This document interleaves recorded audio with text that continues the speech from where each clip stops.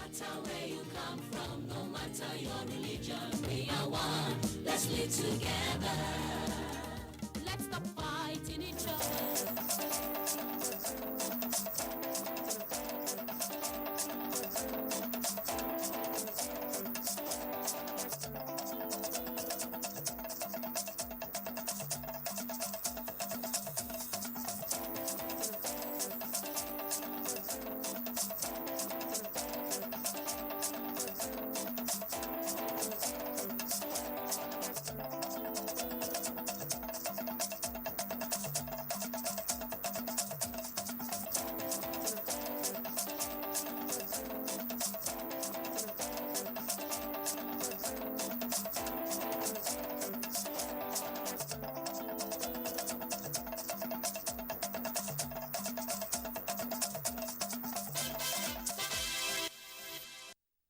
Hello and welcome to Nationwide on the network service of the NTA. We're glad to have you join us. I am Lydia Odije Ochi. Governor Mohammed Inuwa Yahaya has formally broken his silence on the seeming insulation of Gombe State from the challenges of security bedeviling the northeast sub-region. The governor spoke to journalists after an engagement with the president on the state of affairs in his state and the nation. Details will come in the course of the bulletin. Moving on now, the federal government says it is fully committed to improving commercial and economic environment for small, medium enterprises by providing intervention funds and other friendly policies for such businesses to thrive. The Vice President, Professor Yemi Osinbajo, stated this at the official opening of the ultra-modern, multifunctional and digital leather industrial hub, jointly equipped by the federal and Anambra State governments. Ndem Kalu has the details.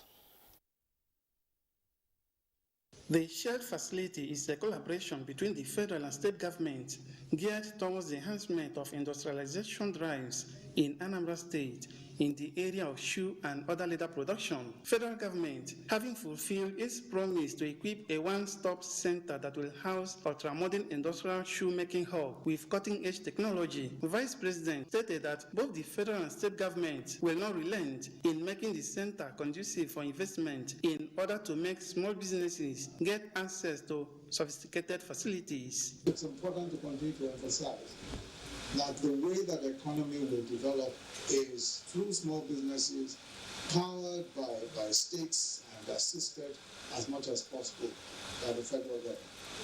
Minister of State, Industry, Trade and Investment noted that federal government is determined to empower Nigerians through the provision of the Survival Fund, while Governor Willie Obiano maintained that it will create job opportunities and hundreds of small businesses and huge impact on the GDP of the state. The Vice President also inspected the 2x60 MVA and 132x33 kV substation in Agwoka, constructed to improve power supply in Oka and its environs. Meanwhile, the Vice President has promised the completion of all federal government projects in the southeast region.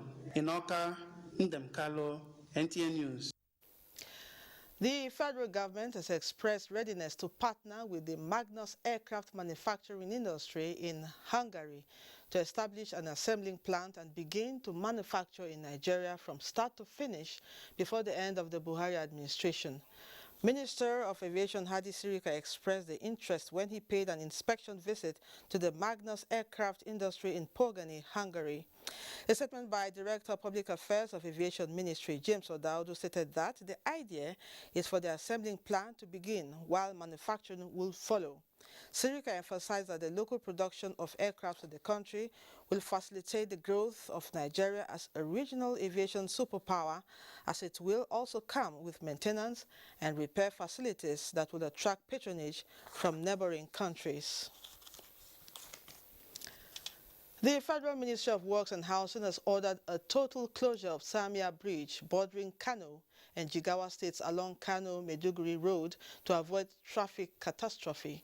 The Controller, Federal Ministry of Works, Jigawa State, Atewolara Oladele, ordered the closure while accessing the bridge. Mohammed Musa Askira has details. The bridge, as strategic as it is a major link to travelers to Kano from Bauchi, Gombe, Adamawa and Taraba states.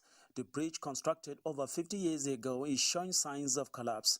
That is why the Federal Ministry of Works is liaising with the State Ministry of Works to find an alternative route for motorists pending its repairs. As you see now, even when you see every truck passing, you will hear that vibration. And that vibration can also lead to further settlement. So that is why they are here. For us, we have put enough warning signs and danger signs to alert all those motorists. We cannot work for now because the failure is a foundation failure. And there is so much water there. The level of the river is very high. So we cannot work for now because we cannot divert the water. There are several bridges and culverts along the stretch of Kano-Maiduguri Road. Quite a number of them, Chairman National Union of Road Transport Workers, Brunikudu Branch says, are in need of immediate attention. If the vehicles are allowed to continuously crossing this bridge, it will collapse any moment. Motorists have observed that overflow of rivers under the bridges is one of the factors causing collapse of bridges and culverts. Hence, building engineers are advising relevant authorities to ensure regular integrity checks on the bridges and culverts. Only recently, 25 lives of travelers were lost in Gwaram local government area of Jigawa State when a culvert collapsed and 2 vehicles plunged into the river. From Dutse, Muhammad Musa Askira, NTA News. The Nigeria Meteorological Agency warns of possible flash floods across 34 states in the next 30 days. A statement released by the agency says moderate to heavy rainfalls, which could lead to flash floods, are expected, and states that could be affected are Sokoto, Zamfara, Katsina, Kaduna, Kano, Jigawa, Bauchi, and other states are Gombe, Yobe, Kebbi, Niger, FCT, Plateau, Adamawa, Taraba, Kwara, Oyo, Lagos, Ondo, and Ogun. Edo, Delta, Bayelsa, Cross River, Akwa Ibom, Benue, Enugu, Ebonyi, Imo, Anambra, Abia, and River states are also not exempted. Consequently, the Nigeria Meteorological Agency cautioned the public that the slim chances of flash floods could be more pronounced on roads, settlements, farmlands, and bridges. A tax appeal tribunal sitting in Lagos has ordered Multi-Choice Nigeria Limited to pay 50% of 1.8 trillion naira owed the Federal Inland Revenue Service (FIRS) to the Federal High Court before hearing appeal. A statement by Director Communications and Liaison Department of the Federal Inland Revenue Service, Abdullahi Ismail Ahmed, says the 5-member tribunal led by its chairman, Professor Ahmed, issued the order following an application to it by the Council to FIRS. The amount is said to have been determined by the Federal Inland Revenue Service through forensic audit and assessment of past years. The sum of 900 billion naira is to be paid before hearing on the appeal. The case has been adjourned to 23rd September 2021 for the continuation of the hearing, subject to compliance with the tribunal's order.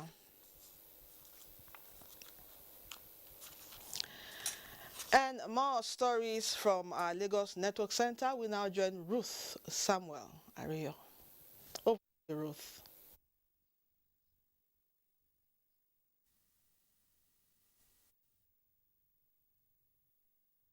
Of its COVID-19 vaccination centers from 88 to 150 to create more room for the administration of Moderna vaccines scheduled to commence on Wednesday, 25th August this year.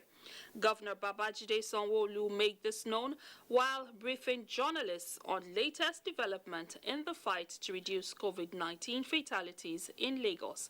Musa Toliat completes the report.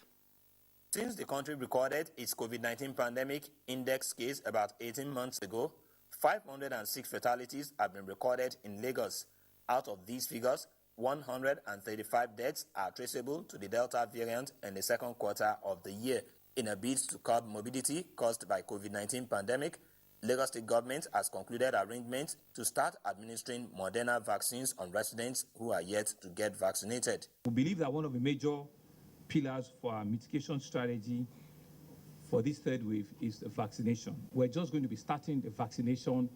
The criteria is go on the portal and get registered. They'll give you an appointment, and you will be attended to. So please let's take advantage, of all of that. And the inconveniences that might come with them are only a small price to pay to avert far-reaching serious consequences, which I'm sure we're all seeing today. Governor Sanwo-Olu also took time to allay concerns that the ongoing resident doctor strike may affect the impending vaccination exercise. For emphasis, and I'm looking straight into the camera, the strike, very unfortunate, and we are working right round at the federal level, and I'm sure even at the state, is the resident doctors that are on strike. But in all of our other secondary health facilities, there are 29 of them, our doctors are working full-time. In all of our primary health facilities, our doctors are working full-time. Plans are being concluded to increase the oxygen production capacity of the state to aid COVID-19 treatment at designated health facilities. In Lagos, Musa Tolian, NTA News. The constant abuse carried out on Nigeria's symbol of pride and legal tender will no longer be treated with kid gloves, as offenders risk arrest and persecution. Acting Director of Communications, Central Bank of Nigeria, Osita Nwasinobi, says the Apex Bank is dissatisfied with this unpatriotic disposition towards the Naira. Abolade Salami reports.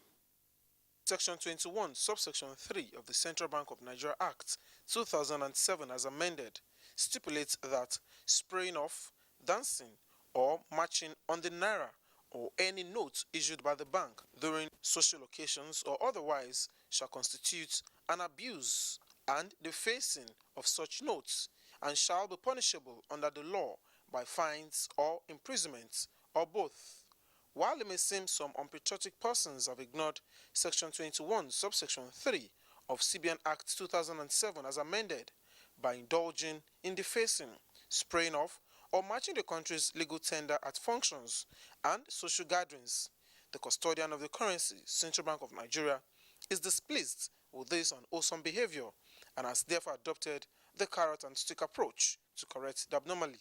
It is important that Nigerian people understand that it's no longer, as usual. We need to begin to change our mindset. The Naira is our national pride. It is our heritage and is a symbol of the Nigerian sovereignty, and we need to respect it. Cases where people mishandle the Naira, deface it, hawk the currency at parties, and even sometimes use as notepads is gradually becoming a norm. And financial experts are suggesting that the Central Bank of Nigeria should engage more in campaigns and enlightenment on the need for Nigerians to handle the Naira with the utmost respect it deserves. But by all means, authority needs to go on an aggressive campaign by showing someone putting money in an envelope. You may even write the amount, you may not write the amount, and give if you want to do cash. But it's good that people should stop handling Naira wrongly. I don't think it means well for our country. Meanwhile, the Apex Bank says closing ranks with security agencies is an avenue adopted to checkmate the menace and discourage violators from the unpatriotic acts. In Lagos, Abolade Salami, NTA News. From here, we head up to Sokoto with Asamao after the break.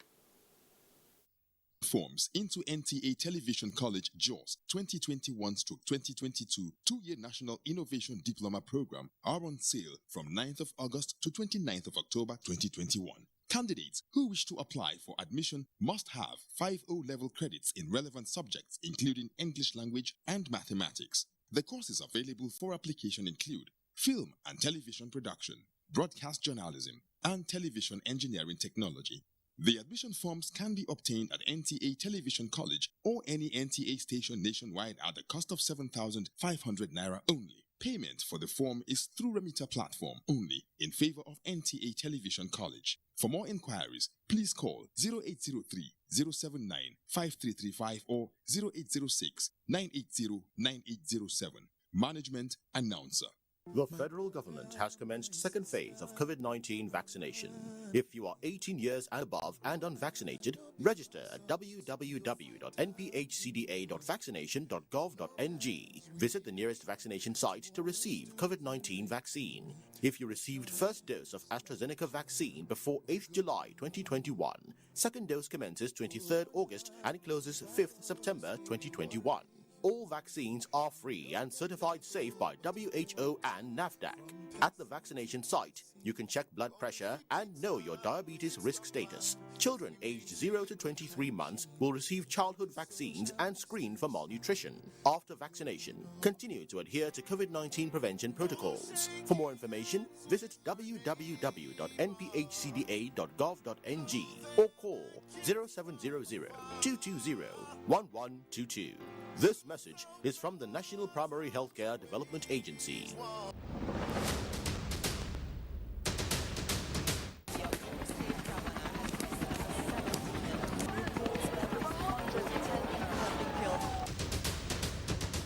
Firstly, safety. I'll ensure that my family members and loved ones are safe. I'll try as much as possible not to get involved. You should call the nearest police station. I will alert my family, my friends, my neighbors in that vicinity that this is what is happening. Who wins the star prize of 1 million naira in the ongoing Peace Nigeria Challenge, powered by Ask Nigeria, in partnership with National Council for Arts and Culture, NCAC, Nigerian Television Authority, NTA, and Star Times. Unity Challenge Nigeria, stronger together.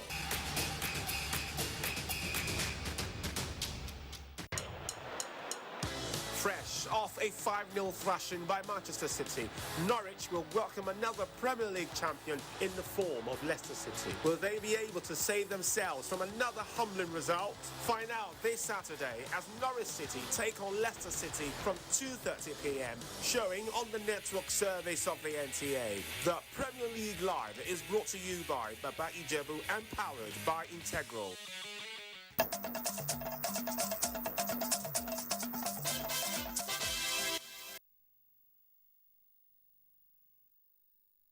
Welcome to Sokoto on Nationwide. Governor Aminu Waziri Tambol has stressed the need for provision of additional state-of-art equipment to the Nigerian Army as the country intensifies effort towards crushing banditry. Dalata Abdullahi reports that Tambol made the plea while receiving the newly deployed General Officer Commanding 8th Division of the Nigerian Army Sokoto on courtesy visit at the Government House Sokoto. The report. Major General Owen Bassing was until his deployment to Sokoto as General Officer Commanding 8th Division of the Nigerian Army, the commander of the Northwest Task Force tagged Operation Hadarin Daji with headquarters in Gusau. The task force has been working hard to tackle banditry in Katsina, Zamfara, Sokoto, and Kebbi states. The work ahead is enormous, but it's not insurmountable. We will require cooperations of everybody.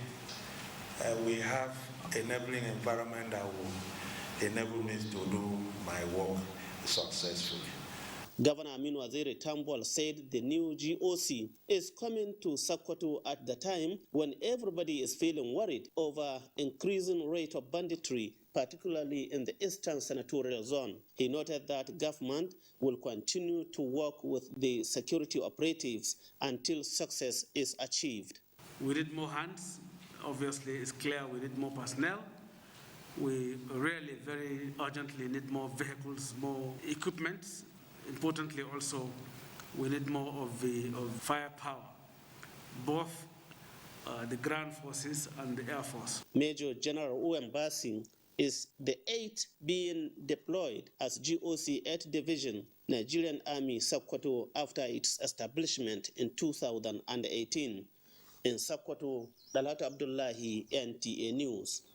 The Vice Chairman, National Task Force on Food Security and Kebbi State Governor Abubakar Atiku Bagudu has charged the leadership of the Nigeria Labour Congress to advocate for more domestic and international financial support for the country's investments to attain the self-sufficient economic policy. The governor stressed this when he received the National President, Nigeria Labour Congress, Ayuba Waba, at the Government House, Birnin Kebbi. Usman Abdullahi Shehu reports.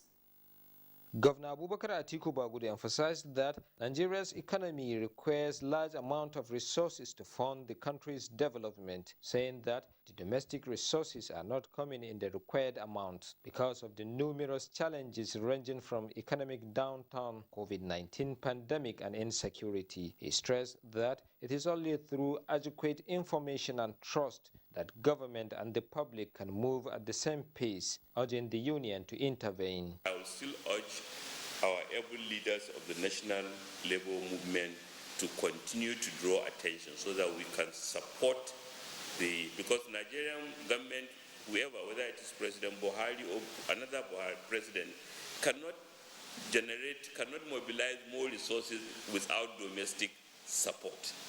Governor Bagudu similarly acknowledged the union's support in executing President Muhammadu Buhari's mandate to the National Food Security Council to ensure every hard-working Nigerian is supported for the prosperity of the family as a foundation for an equitable society. The National President Nigerian Labour Congress, Mr. Ayuba Waba, lauded the relentless effort of the National Food Security Council, expressing delight that many interventions of the Council like COVID-19 relief funds and the Uncle Borrowers Program loans were accessed by Nigerian workers. Every locality in Nigeria is also represented in NLC, and that's why we say we are a pan-Nigerian organization that will always speak for the unity, progress and development of this country.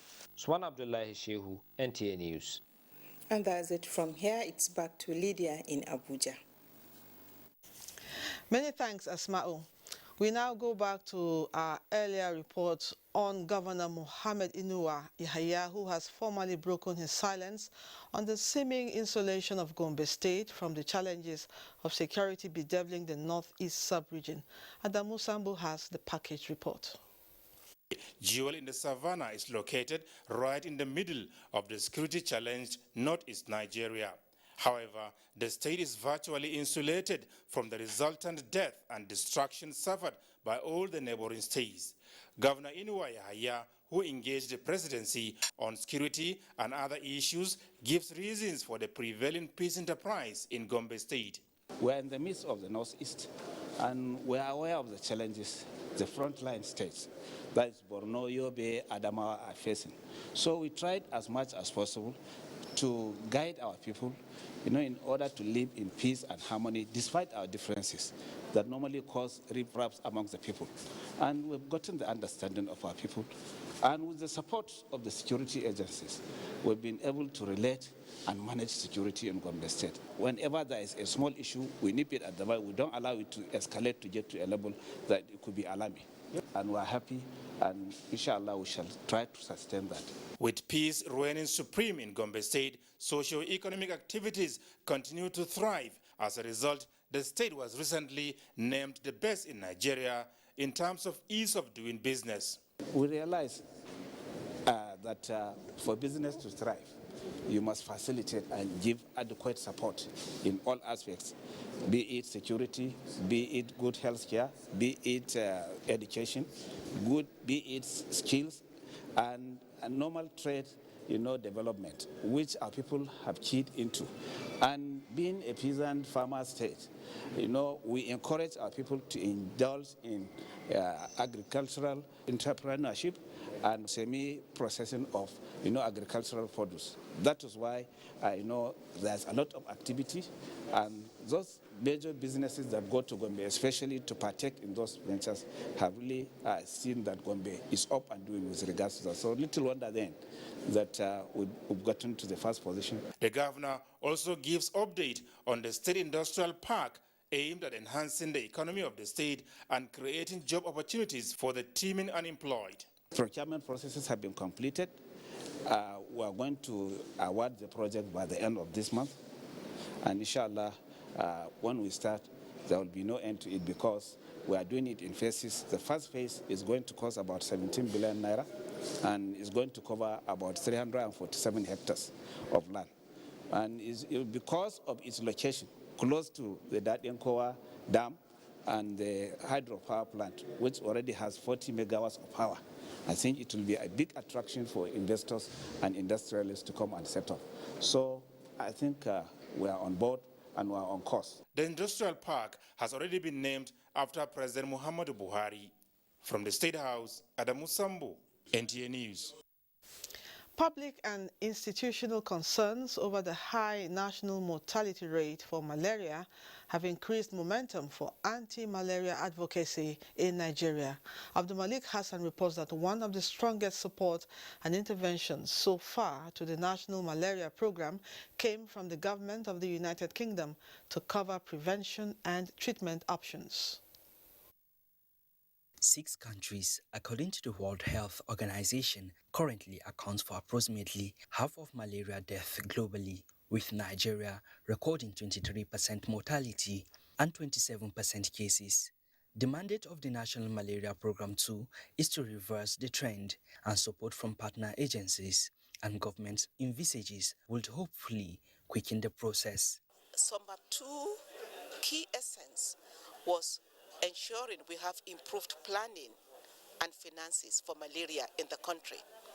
If you have an improvement in your planning and you have improving domestic resources of this country, of course, people will tend to access healthcare services. Here at this gathering, SunMap 2 caps the successes recorded in 6 targeted states that received the intervention. These states are Kano, Kaduna, Jigawa, Katsina, Yobe and Lagos states. It has actually improved, help also, in the environmental control of mosquitoes, treatment of malaria across the nation. We need a very strong community system. It's not only a matter of making bed net available. Even when we make bed net available, when people refuse to use it, that's not going to lead to any result. I'm happy that we are having, this program, National Malaria, program, focusing on some major states where, the risk is very high.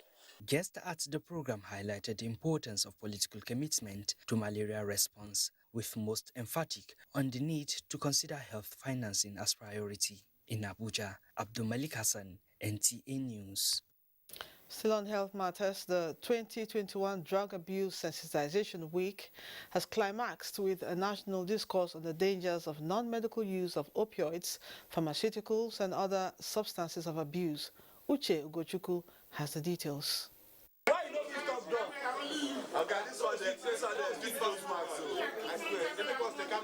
He is one of the reported 14.3 million Nigerians on addictive substances whose facts need to be shared so as to save their lives, as stipulated by the 2021 World Drug Day.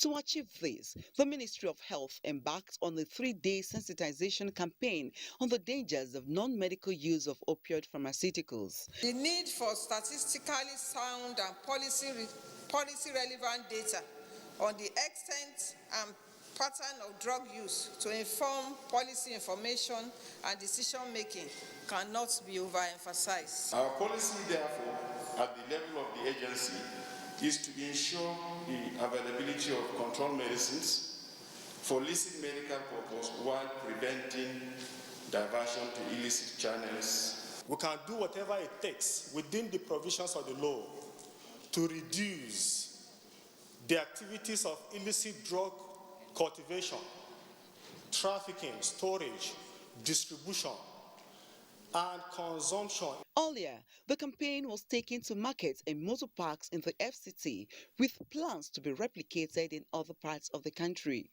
Uche Ugochukwu, NTA News.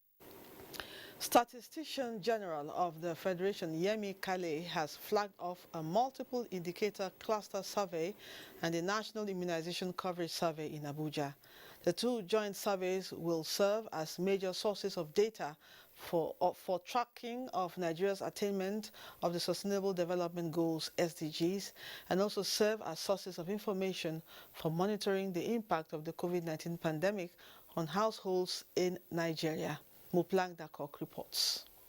Multiple Indicator Cluster Survey is the largest source of statistically sound and internationally comparable data on women and children worldwide. Nigeria has conducted the exercise 5 times and is now set for the 6th round, known as MICS 6, to be conducted by the National Bureau of Statistics in collaboration with the National Primary Healthcare Development Agency of Nigeria and UNICEF. This data collection flag-off ceremony happening here this morning is yet another step forward in our quest to deliver a high-quality mixed NICS survey that will provide a very rich source of data for our policy makers and development partners to develop and monitor their policies, projects, and programs. 400 field personnel who will carry out the data collection across the 36 states and the FCT are set for the assignment. The data collection for this exercise this year will start on this August up till about the mid of November. Please, Nigerians, receive the assessors when they come to your home, because they are designated enumeration areas where they will come to the house, will visit you, ask questions about you and your children. The 6th survey is introducing modules on men and their general well-being, access to media and ICT, alcohol and tobacco use, overall life satisfaction and happiness, the inclusion of a questionnaire for children, and inclusion of new indicators such as financial inclusion and social transfers. In Abuja, Muplang Dakok, NTA News. Drug abuse, mental health problems, cultism, and lack of parental responsibility are factors responsible for the increasing rate of gender-based violence. Delegates at the ongoing 21st National Council meeting on Women Affairs in Uyo are therefore comparing notes to address this anti-social behavior. Ngozi Silva Technicio reports. This is the second day of the women's gathering, as it were, in Akwa Ibom State. Permanent secretaries and directors of women and child welfare departments carrying files with records of the plights of women and the girl child in their respective states. A sad experience worsened by the outbreak of the COVID-19 pandemic. Our prayer is that Council should approve the provision of educational materials for early childhood development and psychosocial training of children in various IDP camps in the country. Sad tales in almost all the states, but solution to these challenges is the essence of this gathering and measures to clip the wings of the perpetrators when identified. Love his people. Love her people. If you employ these things, these little principles, gender violence will be reduced to less than half, if not to barest minimum in our society. Beyond these immediate solutions, establishment of a unit to care for children with special needs, the elderly, and more schemes to empower women were also endorsed. From Uyo, the Akwa Ibom State capital, Ngozi Silva Technico, NTA News. Nigeria is faced with a series of societal challenges in recent times. Undoubtedly, women have a critical role to play in setting all the ills right. This necessitated a call on NTA's management by members of the Federation of Muslim Women's Association of Nigeria, FOMWAN, on how best to achieve this. To see the challenges women face in achieving development and so on, then we want to see how we can surmount those challenges. Identifying with the group, Executive Director of Finance, Fatima Bada, on behalf of the Director General, says NTA will partner any initiative targeted at the growth of women and the nation at large. Hajia Bada also used the opportunity to urge FOMWAN to join NTA's campaign against rape. In as much as it's just for the whole world to know your programs. The meeting is ahead of FOMWAN's 36th Annual National Conference in Abuja. Gabriel is in Port Harcourt with more stories. Over to you. Okay, we'll rejoin Port Harcourt later on in our bulletin. Moving on now, President Muhammadu Buhari says attack on Nigerian Defense Academy will not dampen the resolve of the military to bring decisive end to criminality in Nigeria. Instead, it will boost the morale of the armed forces. In a statement by Special Advisor to the President, Media and Publicity, Femi Adesina, the President notes that the attack, which led to loss of lives, came at a time that the military had put insurgents, bandits, kidnappers, and other types of criminals on the retreat.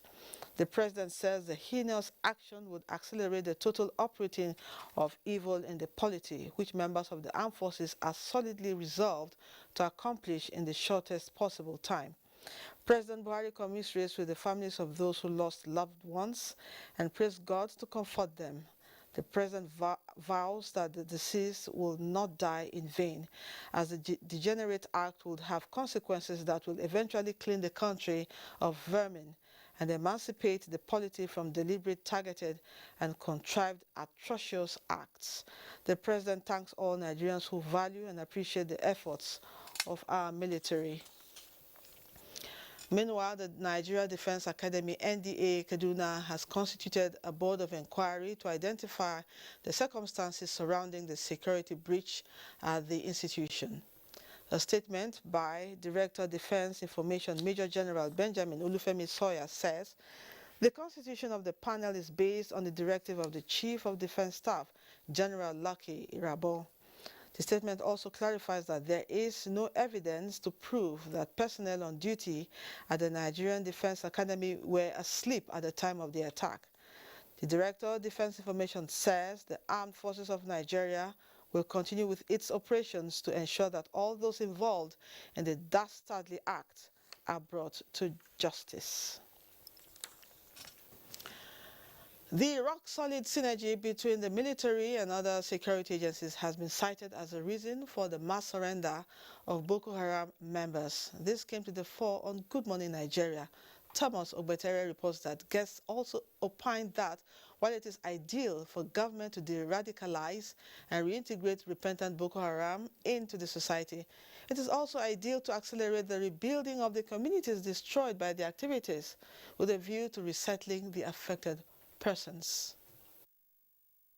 Guest on the program who noted that Nigeria has recorded about 2,600 repentant Boko Haram members ready to be rehabilitated and reintegrated back into the society, however recommended a critical psychological and mental examination as well as a psychotherapeutic training to ascertain their sincerity and level of readiness to be reintegrated into the society. Prior to the beginning of insurgency, I was the one who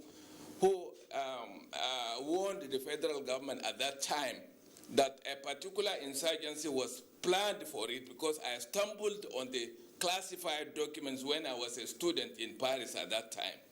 Interdiction attacks by the Nigerian military under Operation Hadinkai.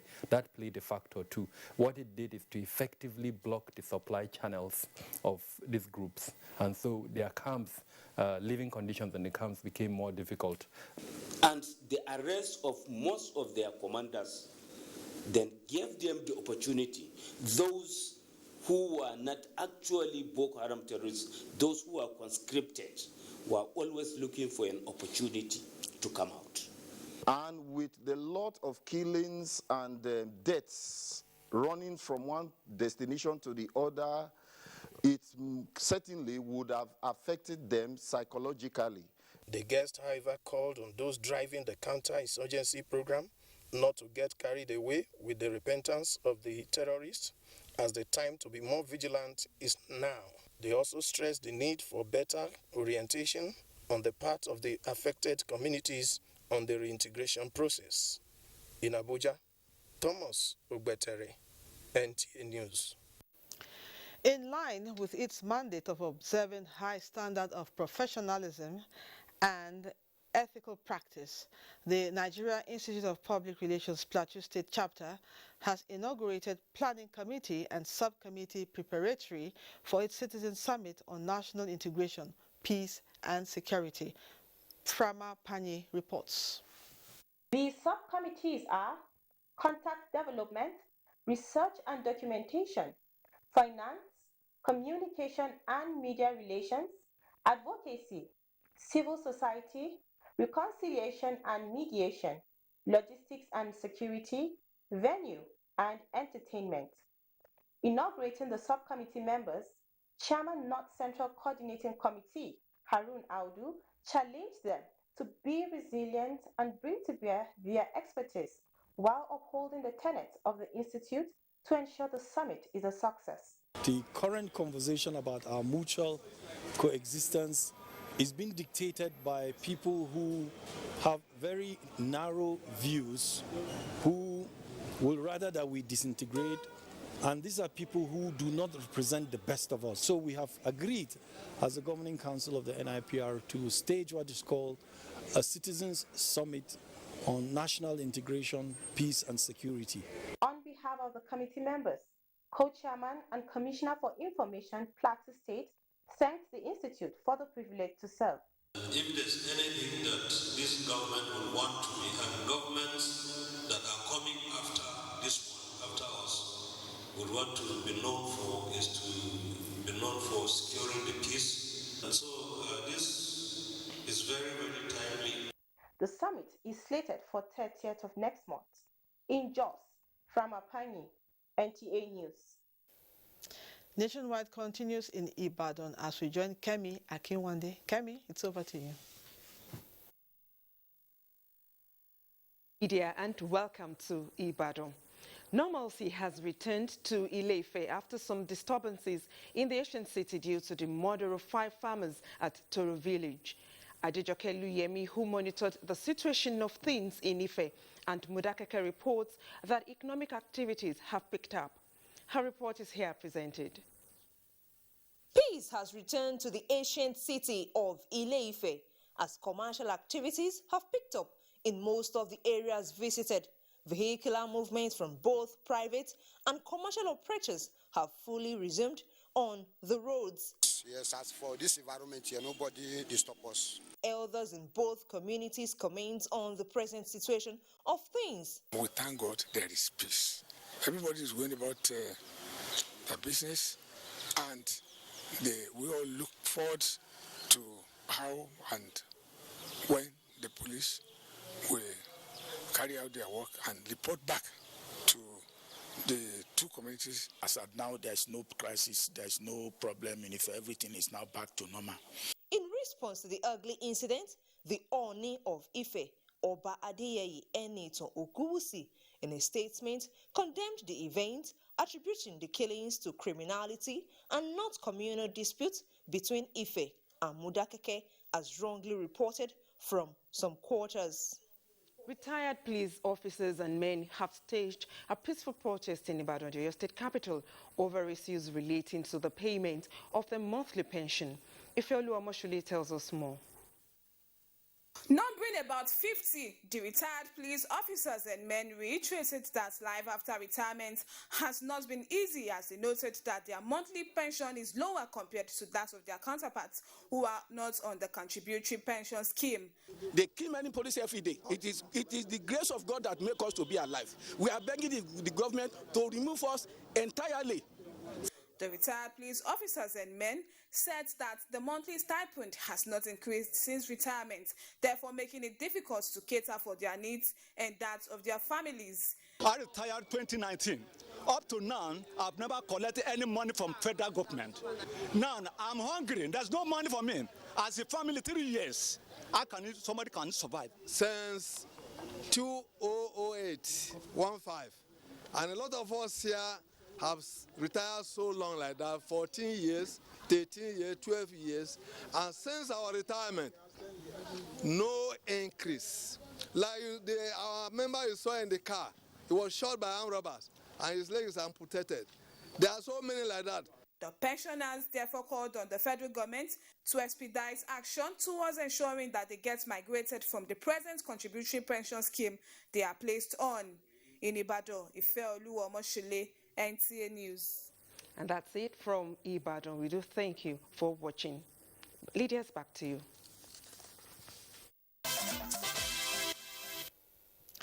Nationwide continues in Port Harcourt with Gabriel. Over to you.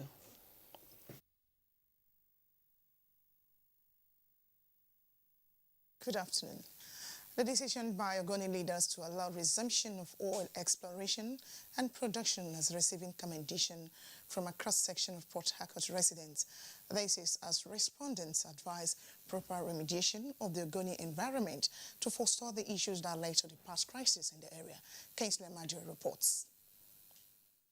The decision of Ogoni leaders to allow Nigerian Petroleum Development Company (NPDC) to take over oil exploration and production marks a turning point since the crisis that led to the exit of SPDC in Ogoni land. This latest development to residents is a good omen, not only for the country but also for the local inhabitants who would be reaping the possible gains at a time there is a new regime in the nation's oil and gas sector with the Petroleum Industry Act. It means that the River State allocation, the derivation that comes to River State will also be increased. And if that is increased, it will translate to more infrastructural development for the state. Ogoni, they are hardworking people. And I believe that it will also enhance their skills they have developed for all these years. We are, of which there is oil resumption. They will live on another phase of life. And at the end of the day, it will come in a way and manner of which they can be able to also benefit from the national cake. However, some observers are of the view that the issues relating to the cleanup of Ogoni land needed to be addressed, noting there is need for transparency and respect for accords reached for mutual trust to exist between the key stakeholders. There have been spillage of oil in that area. Therefore, the new company that came should ensure that that place has been sanitized. The resumption of oil production in Ogoni land, to analysts, would also help increase the nation's daily production capacity while increasing the state's derivation fund from the federation account. In Port Harcourt, Kingsley Amajiri, NTA News. The Nigerian Security and Civil Defense Corps, Rivers State, has intercepted a barge of crude oil allegedly stolen from the creeks of the Niger Delta at Eagles Island in Port Harcourt. Robinson Directed reports that investigation is ongoing to arrest some of the fleeing suspects. His reports. The barge MV Eukarya is suspected to have been loaded around Bile Creek in Rivers State before it was intercepted on Friday 20th August at the Eagles Island, following an intelligence tip-off. The vessel contains 28 compartments with a capacity of over 1,000 metric tons, out of which 12 compartments are filled with suspected adulterated automobile gas oil, otherwise known as diesel. The success of the arrest was attributed to the renewed commitment of the NSCDC Commandant General Ahmed Abubakar, who is keen to end illegal oil bunkering and destruction of critical infrastructure in the country. We maintain 24/7 security check on all the pipelines. As you can see, we have our gunboats which are on 24/7 patrol ground to ensure that no unauthorized individual is found along the pipelines. 6 suspects were arrested in connection to the crime, most of whom claim to be laborers at the jetty in search of daily jobs. I am looking for jobs, so I just went there. Somebody paddled me to that place. Immediately I got to the place, these people came, and you people were under arrest. Ajib Barrier, where I went to do my daily work as usual. And I saw a badge that I'm looking for a daily worker that will watch it. So I got there just to at least watch the badge and get my daily payment. Before I saw civil defense rounded us up and said we are under arrest. The suspects will be arraigned in court for proper prosecution. In Port Harcourt, Robinson Deratede, NTA News. That is all from here. Nationwide continues with Lydia in Abuja. Many thanks, Gabriel. Despite few cases of banditry and kidnapping in parts of the country, recent statistics by security agencies had shown reduction in criminal activities. Minister of Police Affairs Muhammad Megari Dingyadi stated this at the second ministerial press briefing on the ministry's achievements in the last 2 years. Francis Form has that. The Police Affairs secured through Executive Council intervention for procurement of such operational vehicles 2 years on the hot seat, overseeing a sensitive security force in challenging times. High and low moments, inevitable, the Police Affairs Minister admits, and time for self-assessment for greater exploits. The various interventions by government has enhanced the war against violent crimes by terrorist groups in the northeast and the other armed bandits in the northwest, north central, and other geopolitical zones of the country. The Minister has fully deployed the instrumentality of his office to source and secure funding and offer police direction to the force in a manner unprecedented in the recent history of the force. Security is an interagency task for internal peace, and having nice time with the Internal Affairs Ministry and others increase the figures in the success dashboard. So there is no way we can run the Interior Ministry without a very close collaboration with the Ministry of Police. So it is just normal for those who head these two ministries to work in tandem. A very big kudos for the work you are doing with the enactment of the Reform Act and with the establishment of the Police Trust Fund and everything that you've been doing here. Goodwill messages set greater goals for the men in the force, and the next assessment should earn more kudos. The Police Affairs Minister tasked his men. Francis from NTA News. The Petroleum Industry Act has been described as a pathway towards understanding the dynamics and imperatives for national development. Abdulrahman Usman Jibrila reports that this submission came to the fore at a public lecture organized by University of Abuja. This is the fourth democracy lecture series organized by the Department of History and Diplomatic Studies, University of Abuja, on the role of the Niger Delta Development Commission in national development. Building capacity of high-level manpower to boost employment in the oil and gas industry, training of youth, women and farmers on various skills in improving land and crop utilization and output are part of the current development strides put in place by the NDDC, among others. The first important component of a nation building is the law, because law itself provides the framework for cohesion, to provide the basis for cohesion. Without law, everybody will behave anyhow, and there will be no focus, there will be no direction, there will be no limits. So law is very important in national development. But the Commission, the National Assembly, we must all come together to cut our coat according to our cloth. We cannot solve the problem of Niger Delta in one day. The creation of NDDC was fundamental as a part of strategies to move Nigeria forward. How has this body assisted in helping to address development matters in this country? It is believed that building synergy among stakeholders will further develop the region and improve on fiscal and social infrastructure. In Abuja, Abdulrahman Usman Jibrila, NTA News. And that report concludes Nationwide. We thank you for being a part of it. But before we go, don't forget to always join NTA in its stand against rape and rapists. I am Lydia Ojijoji. Have a wonderful evening. Goodbye.